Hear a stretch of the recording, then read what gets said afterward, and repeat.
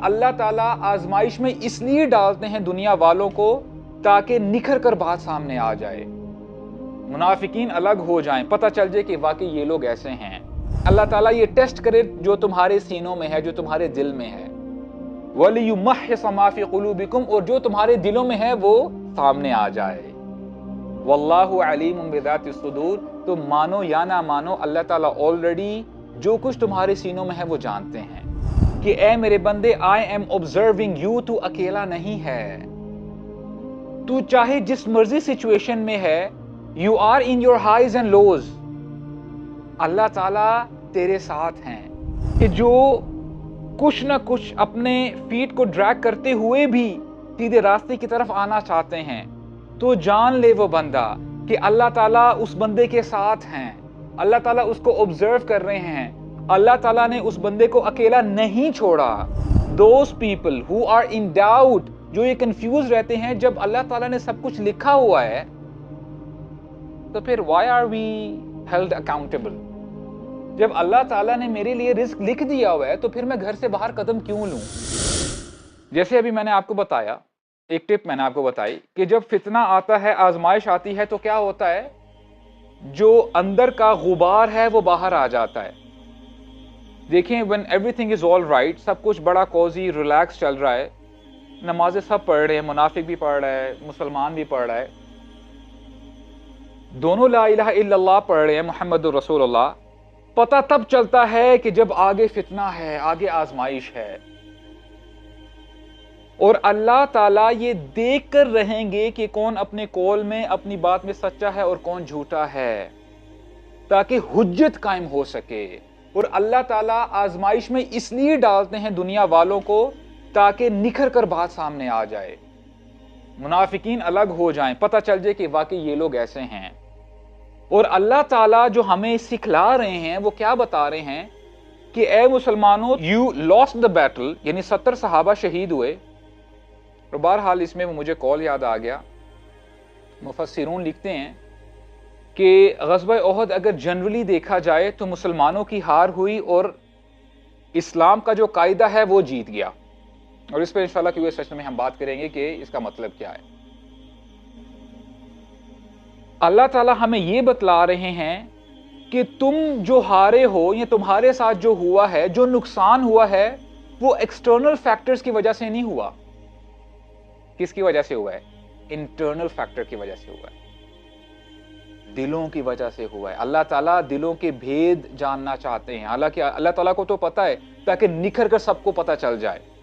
اور یہی بات اس آیت میں ہمیں بتائی گئی ہے، وَلِيَبْتَلِيَ اللَّهُ مَا فِي صُدُورِكُمْ، تاکہ اللہ تعالیٰ یہ ٹیسٹ کرے جو تمہارے سینوں میں ہے، جو تمہارے دل میں ہے، وَلِيُمَحِّصَ مَا فِي قُلُوبِكُمْ، اور جو تمہارے دلوں میں ہے وہ سامنے آ جائے۔ وَاللَّهُ عَلِيمٌ بِذَاتِ الصُّدُورِ، تو مانو یا نہ مانو اللہ تعالیٰ آلریڈی جو کچھ تمہارے سینوں میں ہے وہ جانتے ہیں۔ اللہ تعالیٰ نے حجت قائم کر دی۔ تو قرآن کس کے اوپر فوکس کر رہا ہے؟ دلوں کے اوپر فوکس کر رہا ہے۔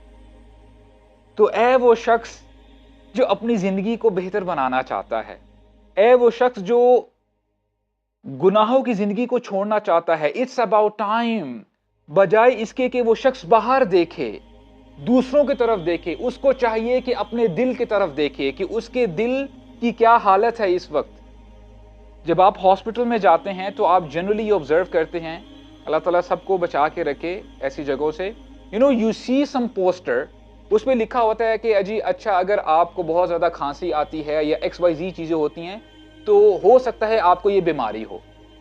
اس وقت ہم کرتے کیا ہے، ہم امیڈیٹلی اپنے آپ کو اس پوسٹر پر فٹ کرنے کی کوشش کرتے ہیں، اچھا کھانسی مجھے بھی آتی ہے، اچھا ہو سکتا ہے کہ مجھے یہ بیماری ہو، لیکن اس سے پہلے اچھا وہ لکھا تھا کہ بلڈ ٹیسٹ کروا لو، میں ذرا بلڈ ٹیسٹ کرواتا ہوں، رائٹ؟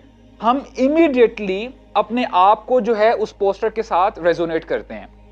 لیکن ہوتا کیا ہے، جب دنیاوی معاملات ہوتے ہیں، کوئی ہمیں ایسی چیز بتائی جاتی ہے کہ وہ جھوٹا ہے یا وہ مکار ہے، تو ہم امیڈیٹلی دوسروں کو اپنے ذہن میں لے کے آ جاتے ہیں، اچھا وہ میرا جو دوست تھا، وہ جو میرا کولیگ ہے، وہ جو میرے گھر والے ہیں، وہ بھی ایسے ہی ہیں۔ بندہ اپنے آپ کو سبٹریکٹ کر دیتا ہے، مائنس کر دیتا ہے۔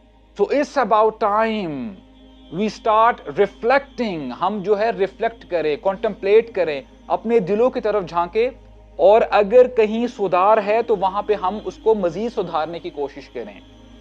And now we'll come back to the ayah which we will discuss today inshallah.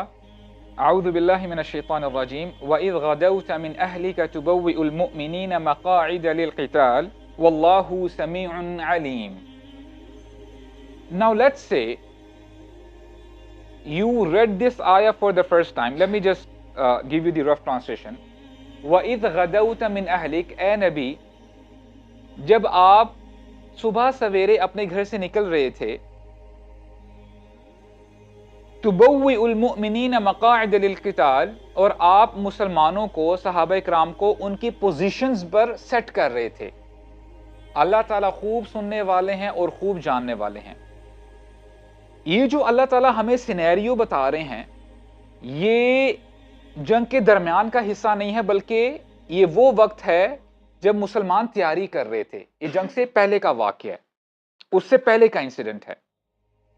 Let's say آپ نے یہ آیت پہلی دفعہ سنی ہے. Do you feel, is there any lesson for us in this آیا؟ ہمیں پتا ہے کہ قرآن مجید بہت کنسائز بک ہے. اللہ تعالیٰ آپ کو کوئی انسیڈنٹ کے بارے میں بتاتے ہیں, بنو اسرائیل کے بارے میں بتایا, پچھلی قوموں کے بارے میں بتایا, لیسن دے دیا لوگوں کو, لوگوں نے لیسن ایکسٹریکٹ کیا, پھر اللہ تعالیٰ نیکسٹ ٹاپک کے اوپر جو ہے بات کرتے ہیں. اللہ تعالیٰ نے اس آیت میں ہمیں یہ بتایا ہے وَإِذْ غَدَوْتَ مِنْ أَهْلِكَ. یہ بھی ہو سکتا تھا کہ اللہ تعالیٰ ڈائریکٹلی یہ بتا دیتے کہ تمہارے ساتھ یہ ہوا, جنگ میں اتنے صحابہ شہید ہوئے اور یہ اس کی ریزنز تھی, اس کے سرکمسٹانسز یہ تھے اور کانسیکوینسز یہ تھے. اللہ تعالیٰ نے پہلے ہمیں اس لیے بتایا, ہمارے لیے یہ لیسن ہے. It's a lesson for a Muslim, وہ بندہ جو واقعی خیر کا کام کرنا چاہتا ہے, جو واقعی اس قرآن سے ہدایت لینا چاہتا ہے, یہ اس کے لیے خوشخبری ہے. اللہ تعالیٰ اس کو میسج دے رہے ہیں کہ اے میرے بندے, آئی ایم آبزرونگ یو, تو اکیلا نہیں ہے. تو چاہے جس مرضی سچویشن میں ہے, you are in your highs and lows, Allah تعالیٰ تیرے ساتھ ہیں.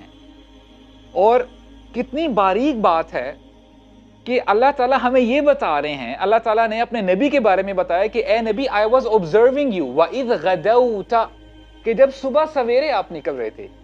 یہ بتانے کی کیا ضرورت تھی یا اللہ؟ من اہلک, اللہ تعالیٰ نے یہ بھی بتایا آپ اپنے گھر سے نکل رہے تھے.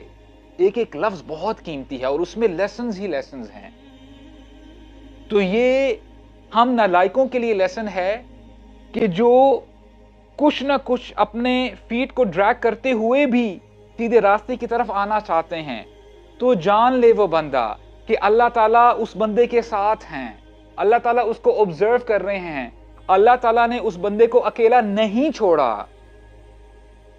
تُبَوِّئُ الْمُؤْمِنِينَ مَقَاعِدَ لِلْقِتَالِ, اور جب آپ مسلمانوں کو ان کی پوزیشنز پر سیٹ کر رہے تھے, یہاں اللہ نے اور اللہ کے نبی کے عمل نے ہمیں یہ سکھلایا کہ ہم نے اپنا کام بہرحال کرنا ہی کرنا ہے. یہ ہوتا ہے صحیح توکل, اس کو کہتے ہیں صحیح بھروسہ کرنا اللہ تعالیٰ پہ. ایمان والوں کو چاہیے وہ اپنے جتنے بھی ریسورسز ہیں سارے ایگزاسٹ کر دیں, ایڑی چوٹی کا زور لگائیں, اسباب کو اختیار کریں. اللہ کے نبی نے یہ نہیں کیا کہ ٹھیک ہے ہماری جنگ صبح 8 AM ہونی ہے, اوکے مسلمانوں تم لوگ ریلیکس کرو تاکہ it's a big day tomorrow, ہم 7:55 پہ اٹھ جائیں گے اینڈ ڈائریکٹلی ہم جو ہے میدان میں پہنچ جائیں گے اینڈ اللہ تعالیٰ کی مدد تو آئے گی. نہیں, اللہ کے نبی نے تیاری کی. اللہ کے نبی نے صلی اللہ علیہ وسلم اسٹریٹجائز کیا کہ اچھا اس پوزیشن پہ اگر ہم کھڑے ہوتے ہیں تو ہمارے لیے زیادہ بینیفیشل ہے, اس پوزیشن سے بہتر یہ پوزیشن ہے, 50 تیر اندازوں کو ادھر اس پہاڑ کے اوپر ہونا چاہیے. اور ظاہری سی بات ہے مشورہ کیا ہوگا, یہاں پہ 50 چاہیے, 10 چاہیے, کتنے چاہیے, تو اپنی ریسورسز کو دیکھتے ہوئے اتنے تیر انداز اللہ کے نبی نے وہاں پہ اپوائنٹ کر دیے. تو یہاں سے بات کیا سمجھ میں آئی, those people who are in doubt, جو یہ کنفیوز رہتے ہیں جب اللہ تعالیٰ نے سب کچھ لکھا ہوا ہے, تو پھر why are we held accountable. جب اللہ تعالیٰ نے میرے لیے رزق لکھ دیا ہوا ہے تو پھر میں گھر سے باہر قدم کیوں لوں؟ اللہ کے نبی نے کیا ہمیں میسج دیا؟ تم نے محنت کرنی ہے، اصل میں توکل اس کو کہتے ہیں. اور اللہ کے نبی جو صبح سویرے نکلے، یہ ایک لیسن ہے ہر اس شخص کے لیے جو اپنی دنیا کو سنوارنا چاہتا ہے اور اپنی آخرت کو بھی سنوارنا چاہتا ہے. اور اللہ کے نبی نے دعا مانگی اللہ تعالیٰ سے، فرمایا اللہم بارک لی امتی فی بکورہا، او اللہ bless my ummah in their early morning hours، کہ جو صبح کے جو اوقات ہے، صبح کا جو وقت ہے، اس میں اے اللہ میری امت کے لیے برکت عطا فرما دے. اور ہمارے نبی وہ ہیں جب وہ دعا مانگے تو اللہ تعالیٰ کبھی رد نہیں کرتے، اللہ تعالیٰ قبول کرتے ہیں.